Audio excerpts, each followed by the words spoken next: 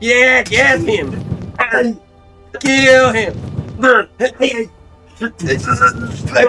Pause, please. Pause the game. What? Wait a second. What is this? He paused the game. What? I can't attack him. I'm checking my cannot easy attack him. part. What is he doing? Isn't this an adventure game, action game?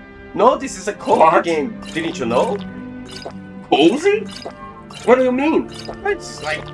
No, It's just cozy we're supposed to fight. This is fair. No, it's fair. No, this is not fair. Oh, he's You coming guys back. listen to what he's saying? I think he's coming back. Alright. You see? I'm good to go.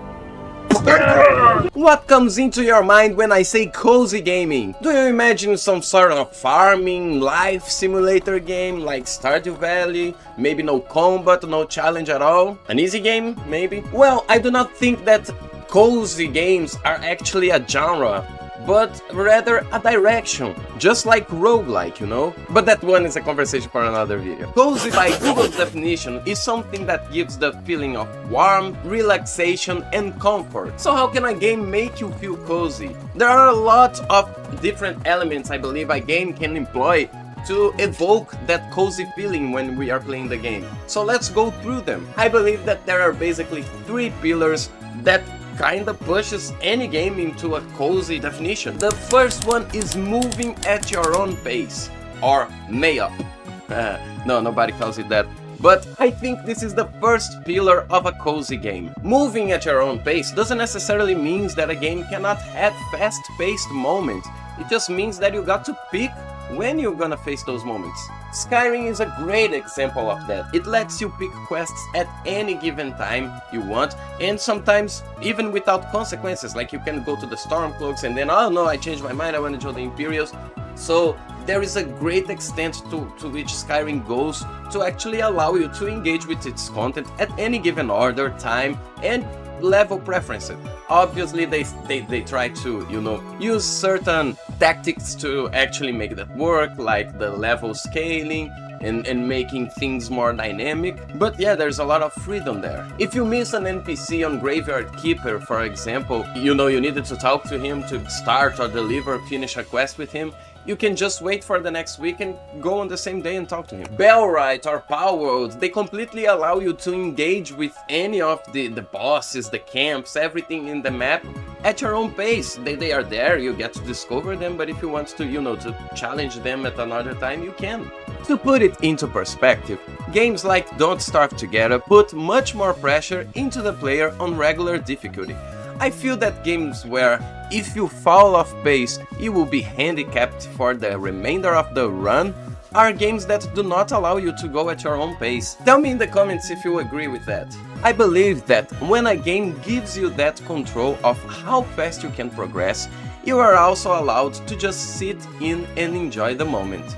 And when you are allowed a small time of contemplation, that feeling of coziness has a lot of room to appear. Even if that is subjective to each player, that moment of contemplation leaves a lot of room for the feeling of coziness to appear while playing a game. And does that mean that a tactics game or a turn-based game is cozy just because you can, you know, you can take your time before choosing your action? Not necessarily, because I think cozy games, when you are not choosing to do something, the game can still run. You can still do other tasks, you can still, you know, go farm, you can still go collect lumber, or maybe you just want to sit and watch people go by their day, you know. The game still runs, you are not in a pause state, you are not waiting for something to happen, you know. That's why I believe that turn-based games do not really fit this category of move at your own pace, right? A cozy game will allow you to farm resources, money, do whatever you can do to improve your character, your base, or whatever it is that acts as your main character, as you avoid getting into the fast-paced, consequence-driven moments. By definition, you might even argue that Souls-like games do have that approach of take your own pace, but yeah, maybe, I don't know.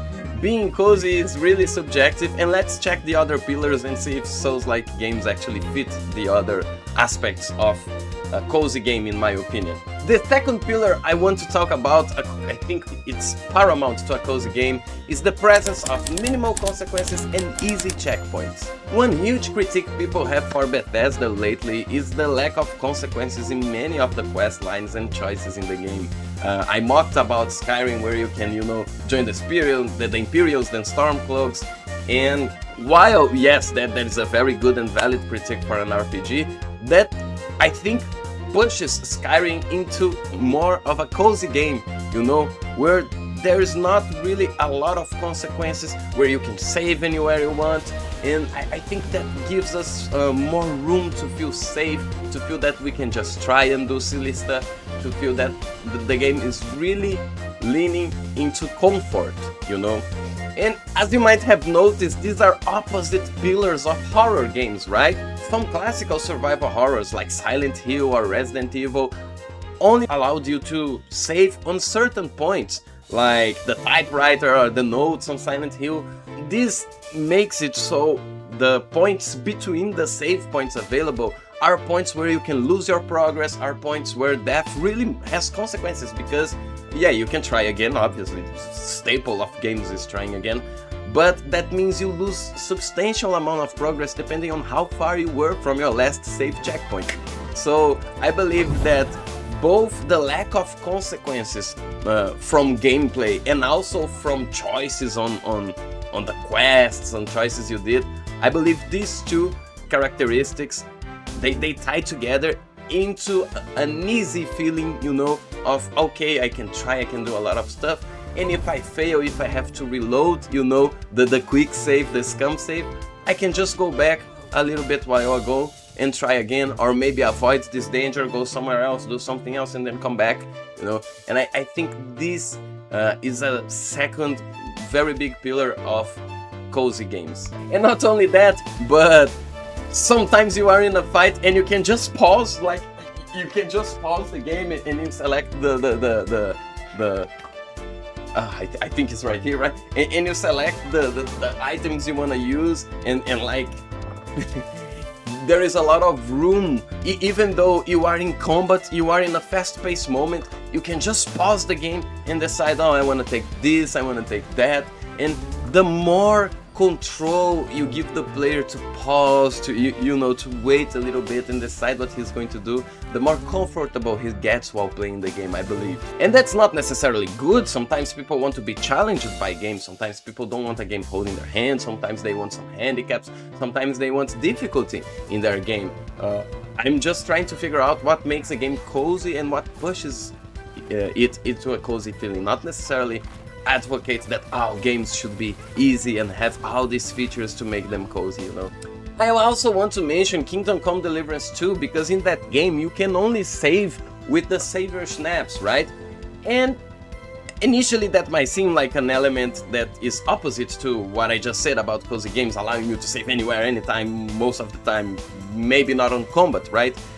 But you can actually craft a lot of these items, or maybe you can just buy them, and there is no limit to that. You can just keep crafting them, and you can have like 50 saving potions, so it makes the saving process trivial. It just depends if you want to engage with the crafting system, or if you want to farm enough money, or if you don't want to deal with that at all, and maybe you will have a little bit of consequence if you die. You will go back until you had saved your game.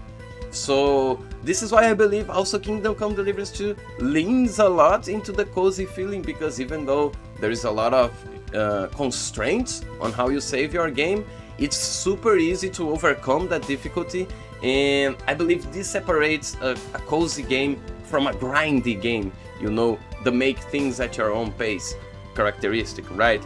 Because cozy games allow you to farm, allow you to get resources to try and overcome that objective, but they do not feel that grindy, because it's kind of, the farming aspect is a little bit expected, but it's not extremely grindy, As much as it is subjective to argue if a game feels cozy, because it will depend on who is playing that game, I believe we can try and get these general ideas of what makes a game cozy or not.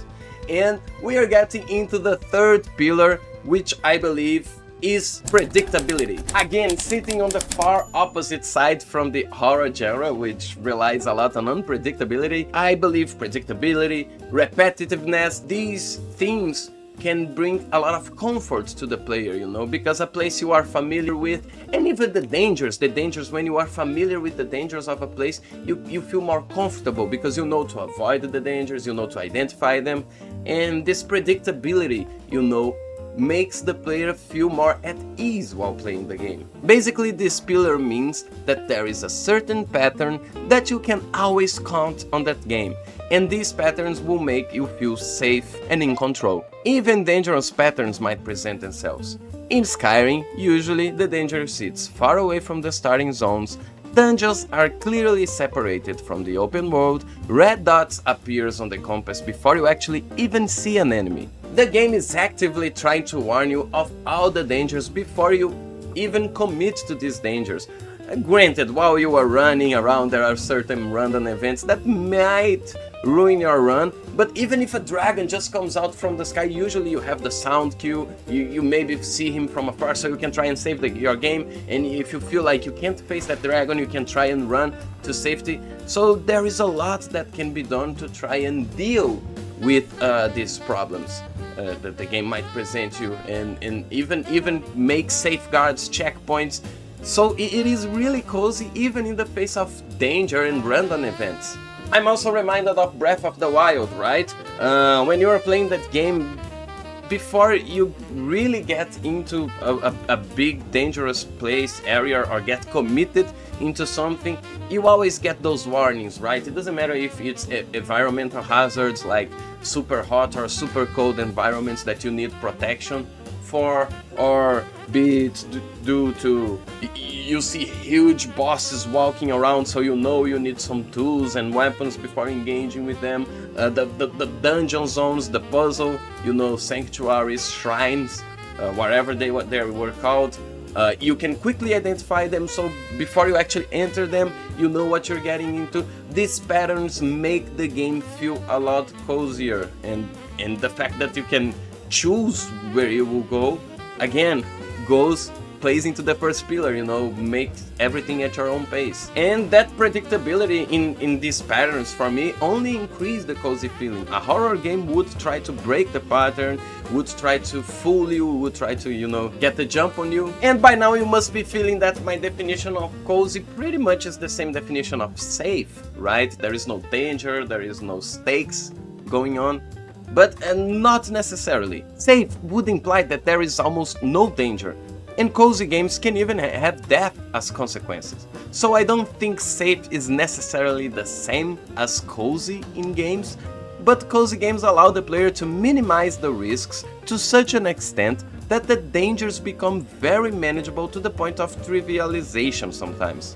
Cozy games aren't really devoid of danger, they just allow players to face these dangers with a plethora of tools and face these dangers at their own terms, you know, when they want to do it with the arsenal that they want to build before facing these dangers. And again, Souls-like might even be cozy to some, they are not necessarily cozy to me, but everything I'm saying really also reminds me of a Souls-like game, right? And along with the predictability that I was talking about, I think that there's also another factor in play that is how intuitive a game is, right? Let's say like Minecraft, you start doing wooden tools and then you move to do stone tools, and then you start doing copper, iron, silver, gold, diamond. There's a progression there, and it gets intuitive. Maybe at first you don't get, oh, I'm doing, you know, a wooden axe, it doesn't make sense. But there is a gamification, there's a progress going on, and that it makes sense once it clicks with you.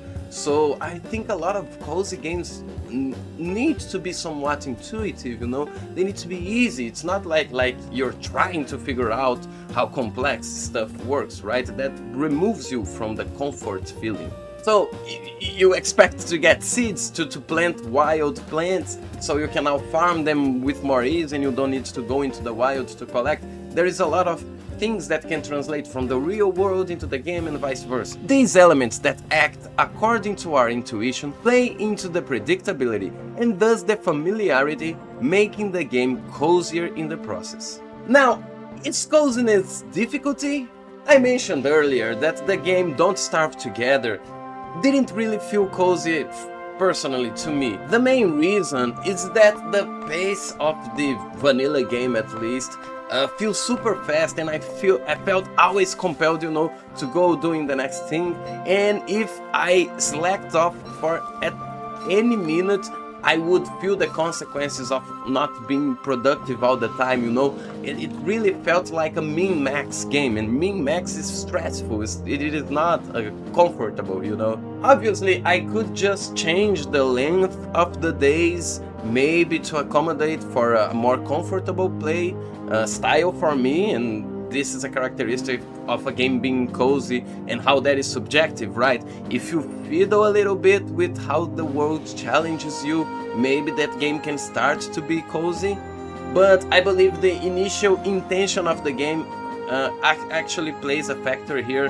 Don't Starve Together was meant to be played like this, so it is obviously that there was not a cozy intention with the initial design of the game, whereas a game like Bellwright, I believe, was created with the intention of being a little bit cozy. So even if I try to make Bellwright more challenging, I think it was created with this cozy feeling idea when you play the game. So even though it might seem that with the proper difficulty adjustments, a game that is not originally cozy can become cozy, but I believe that if a game is designed from the ground up to actually have fun and engaging stuff to do, even though these things are not challenging, will be way different from a game where the fun comes from the challenge, And I believe this is the difference of a game that is kinda developed thinking about how cozy and comfortable it will be to engage with this game, versus a game that is developed thinking about how the challenges and the skill and how you overcome that, I think there is a huge difference between the two. So to answer the question, no, I don't believe cozy is necessarily an easy mode, because a game can be easy and not really be cozy, but yes, coziness is really tied into difficulty and challenge, or maybe how that is pushed into the player and how slow the player can engage with that spike in difficulty and challenge. And the last big issue I think we have to talk about cozy games is that, is cozy an aesthetic? A genre of gaming? Is cozy just farming games? While many companies and studios love to just slap coziness to a visual style or a farming life sim game in general, I believe that true coziness comes from the three pillars I mentioned: player-driven pace, predictability, and lack or ability to minimize consequences. And that is just what Bethesda tried and succeeded with Skyrim. If you go back and try to play Morrowind or even Oblivion, you will notice some stark differences from Skyrim. And I believe everything that changed from Morrowind to Oblivion and then Skyrim leans way more into the cozy feeling, because well, the devs wanted people to feel comfortable with the game, the devs wanted to give a lot of freedom, the devs didn't want to punish players for playing the game, and while yeah, a lot of us might argue that these things make Skyrim not stand out as much because it is not memorable because of how, comfortable it is with just allowing you to do anything basically in the game. But that was a strength that played so Skyrim could reach a much bigger audience than just the fans of RPG games in general. And I believe, whether we like it or not, it means that playing into these factors was actually a huge success for the game, the franchise, and the company. And it doesn't matter how much you and I would prefer Fallout New Vegas over any of their games, it still means that Skyrim was a huge success, and maybe playing into these strengths was something good for Bethesda, maybe? And obviously, this might be my biased brain because I'm researching and trying to figure out what cozy means in gaming, and maybe I'm trying to find things that aren't really there, but I really believe that leaning into cozy aspects, whether the people at Bethesda knew it or not, whether it was called cozy genre back in the day or not, I believe that leaning into these aspects of cozy games really gave strength to Bethesda, to the studio, to the franchise. That was really a positive thing for Skyrim in general. And this is it, my guys. I believe that games that lean into these three big aspects of being cozy will actually evoke a cozy feeling, and this is why games that have combat, games that have themes like murder, challenges, and the risk of death, even those games can actually be cozy, because it's not about the theme, the visuals, or the genre itself. Like, it's not about farming necessarily, but it's more about how comfortable you make the player while he's playing the game. You know, how familiar he feels in this world, how at ease he is with the challenges, you know, and how he feels in control of when he is taking up these challenges. I want to know your opinion on this subject, guys. I think trying to figure out what genre a game is super cool, and I believe that cozy is not necessarily a genre of game, but rather a philosophy of approach to difficulty. Do you believe Skyrim is a cozy game? Do you believe Bellwright, Palworld are cozy games? I personally believe they are. I really like to play them, you know, as just a meditational thing. And yes, I'm curious about your thoughts on this subject. I'll see you guys on the next one. Thank you very much. If you're new here, please leave a like, subscribe for more. If you didn't like the video, leave a dislike, tell me in the comments what you didn't like. I want to know your guys' opinions, and I'll see you on the next one. Thank you very much, and bye bye.